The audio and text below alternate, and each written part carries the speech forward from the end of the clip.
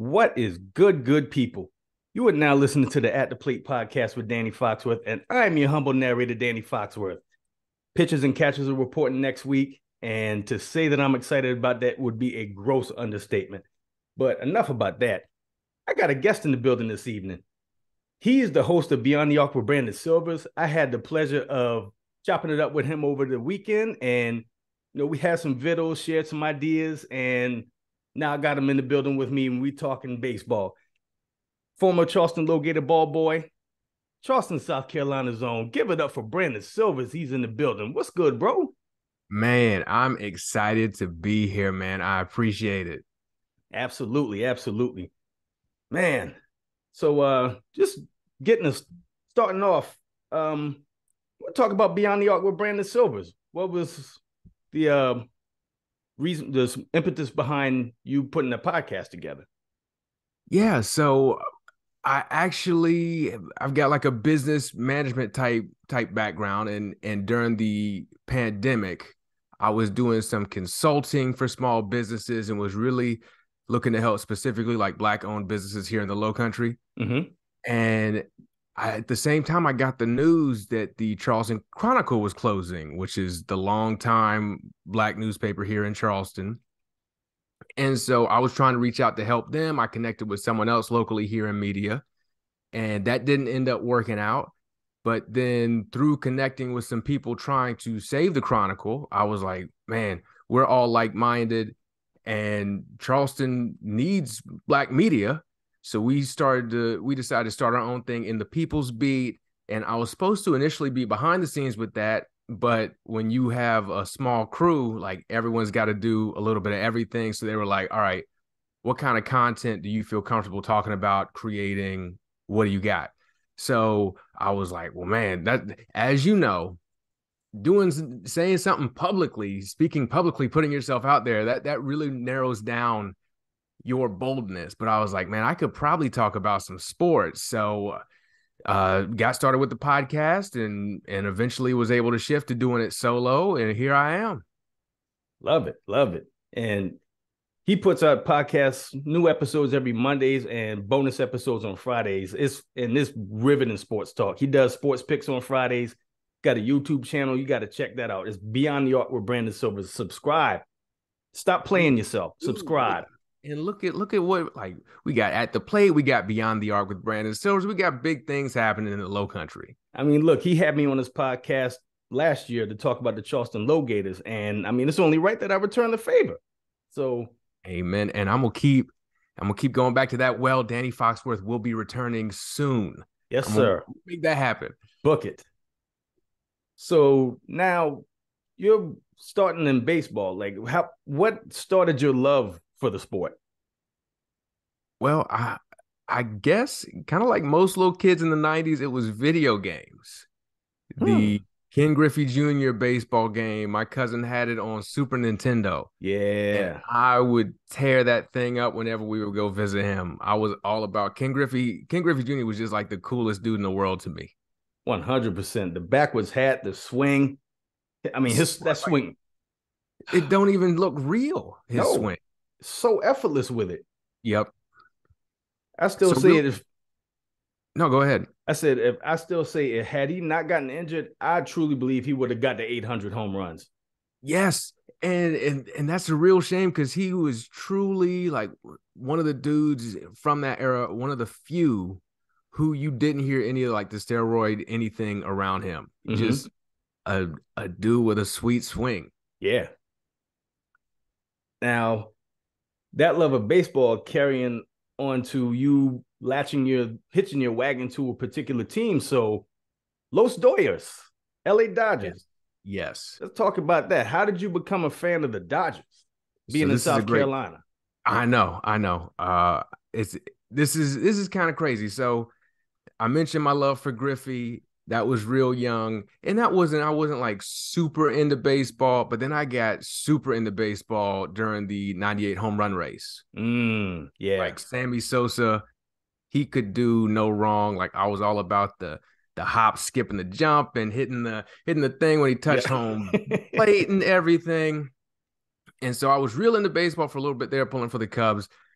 in middle school. And then when the wheels kind of fell off of Major League Baseball with the steroid scandals and all that, I kind of took a step back, and I would keep up with it, like watching on Sports Center. And as being in South Carolina, I'm also oddly a Lakers fan. So come back around 2012, Magic buys the Dodgers. I'm like, I'm gonna support Magic. He's an icon. Wow. And then along with that, it was really good timing because my best friend introduced me to someone else who would end up becoming my other best friend. And he's a diehard baseball fan. Like he's up there. He's close to Danny Foxworth. I'm not gonna say he surpasses Danny Foxworth, but it was around this time he was talking to me about this Dodger. The Dodgers had a new prospect from Cuba. The dude was electric. He said, "I know you're a casual baseball fan, but when they call this dude up, you need to pay attention." That was obviously Yasiel Puig. Puig got called up. The first month he was called up, he looked like the greatest player of all time. He did. Yes, he did. So I was all bought in at that. Now the Dodgers were winning. Puig was incredible. Magic's there. They had me. Man, I tell you what, Puig, oh my God. I mean, came in like just played. He played like his hair was on fire. Yes, and he was like 6'2", 230. He looked like a running back. Yeah, I mean, he was jacked.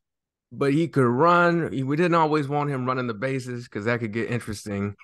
But had a cannon for an arm, and he could hit. He had like double power, I'd say. Yeah. The curveball did not treat him. Off-speed pitches did not treat him well. I can relate. Yeah, I mean, if Michael Jordan can't hit it, then it don't need to be hit. But yeah, man, Puig, what a time. Yeah, indeed. It was pandemonium at Chavez Ravine. Yes. So what were some of your favorite and least favorite moments being a fan of the LA Dodgers? So my favorite moment was probably Game 4 of the 2018 World Series. And we obviously did not win that World Series, but for a split second, I thought we were destined to. Game 3, we'd won it in 18 innings, something ridiculous against the Red Sox. Game 4, we're at Dodger Stadium. We've got a chance to tie the series up. Puig comes up, and this was after Puig had kind of fell out of favor with fans and everything. Mm-hmm. And he was a clubhouse issue or whatever they were calling him. But I'm still sticking behind Puig. I'm loyal. He comes up, I think it was like bottom of the 6th. We're already up 1-0. He hits a 3-run bomb. And I was like, this is destiny. We're going to win it. Kobe Bryant's there. There's this great picture of Puig looking at the ball going out, and Kobe's standing with his arms up. Yep. And I'm like, this is it. We're going to win it. Now, we didn't even win that game, but for that moment, that was the happiest I've ever been as a baseball fan. And I do remember that moment. That was an awesome picture of Kobe have his heart with his arms in the air like that. Man, I thought it was a wrap, man. I thought this is it. We come back. It's nothing to it. And I was wrong. Baseball is cruel. But to your credit, y'all redeemed yourselves in 2020 and got the World Series title. Thank you, Jesus. Yeah. So that's probably very close second. But I feel like it's kind of easy to say winning the World Series is your best moment. I thought we were like, you don't understand, 2018, when he hit that ball out, I just knew I would have lost so much money. So what are some of your lowest moments as a fan of the Dodgers? Well, I got a good amount because we are not known for our playoff success. Like you mentioned, we got the COVID World Series, but I just told you about one with the Red Sox. I couldn't even enjoy the rest of the game. They'd already beat us. And then Game 7 of 2017 against the Astros. Oh, yeah. Yeah. Because you go into a Game 7 thinking anything can happen. We can pull this off. And then I think by the second inning, it was a wrap. I think it was already 5-0. You knew this is over with. Obviously, it came out they cheated. and they didn't do the right thing and give us the World Series. But you just knew. You couldn't even, there was no drama, no suspense. I didn't even watch the end of the game. I got to like the fourth inning and I was like, this is enough of this. Already tuned out. Yep. And so, who are some of your favorite non-Dodgers baseball players? It can be present or past. Present or past? Well, definitely, like I said, I was all about Sammy Sosa. Big Sammy guy. Andrew McCutchen. I also like the list of guys who had weird names that would sound funny when I was playing the video games growing up. Like, man, baseball has a ton of them. Mark Grzelcyk, I don't Walt remember Weiss was a weird one. Mickey Morandini. These little, and they were mostly 5'9", 150-pound shortstops, I think. Yeah. But I liked.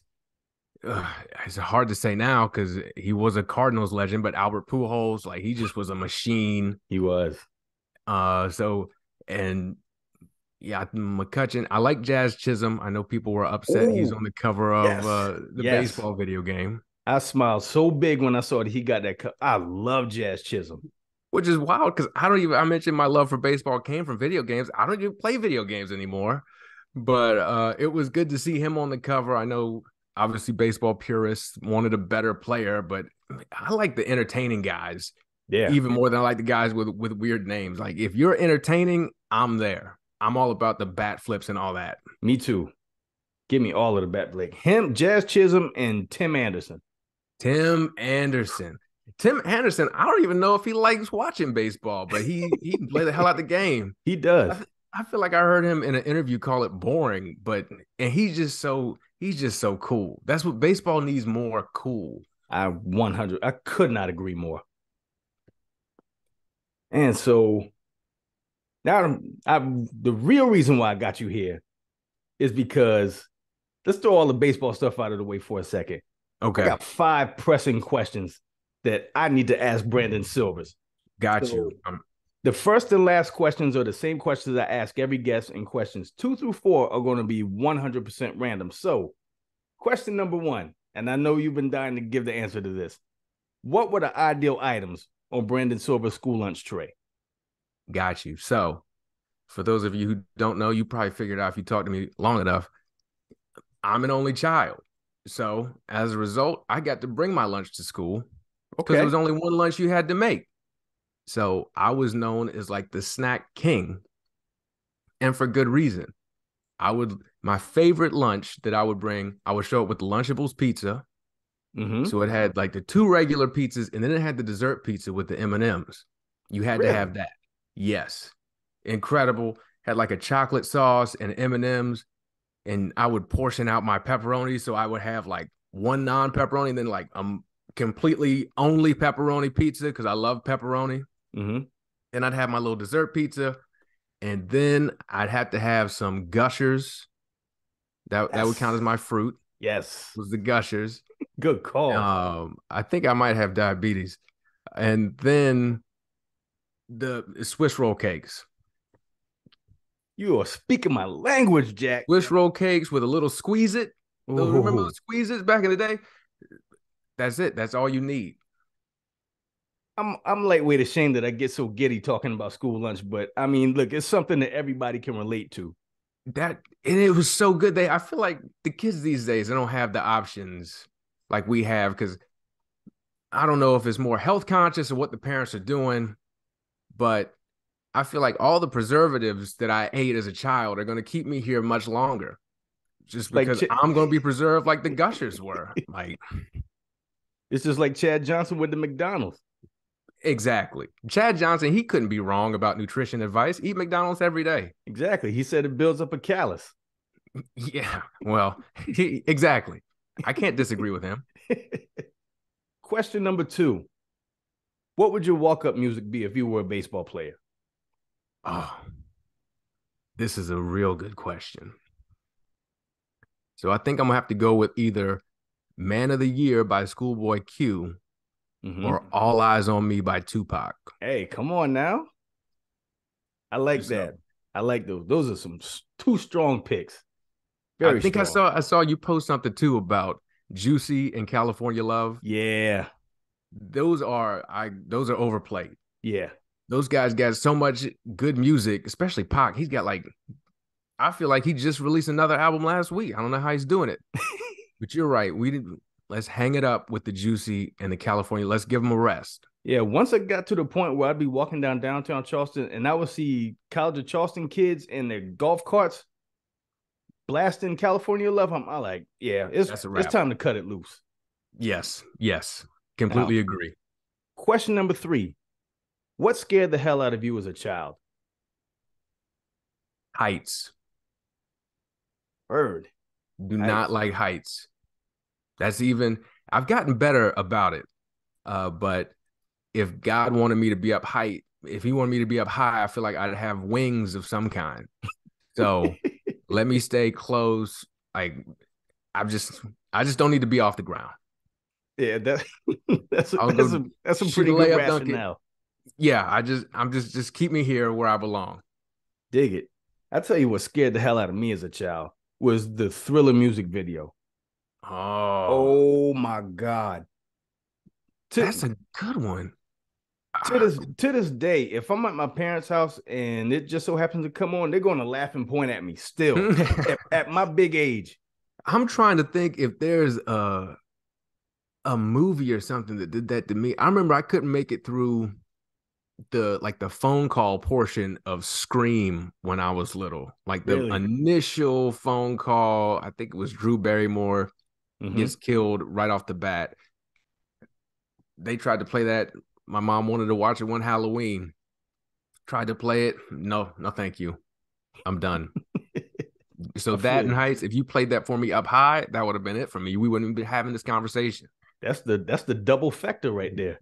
I don't need it. Question number 4. What's the first live show that you attended without adult supervision? Mm, that's a good question because I don't get out much like you. Um, I think okay. So Nelly came to Charleston with Florida Georgia Line. Really? Now I'm obviously not a Florida Georgia Line guy, but I'm a big Nelly guy, and so Mm-hmm. I guess I had to go. I thought it was going to be, I guess, a closer genre than it turned out being, Yeah. but I did get to see Nelly. So, but that was super late because, like I said, I didn't when I was growing up. I was playing sports and stuff. I didn't have time to go to shows, even into college. So this was real late that I finally went to my first show, and I was like, I'm gonna go see Nelly. And I was like, man, this crowd looks different than I would expect a Nelly crowd to see. But he's a cross cultural icon, so I get True. it. We're in Charleston, and then like the show kept going. I was like, but it was still fun. All right. So tying into that, I'm a quick question 4B. I'm gonna call it audible here. What's your favorite Nelly song? Woo, okay. Solo Nelly song is gonna have to be just purely ridiculous too. Pimp Juice, where he's Hey, like singing dig in it. falsetto and everything. Mm-hmm. Like, I don't know what he's doing. But then also Batter Up.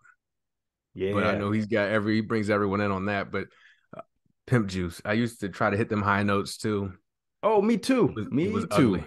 Me too. Then last question. What was the last thing that made you laugh uncontrollably? It was today.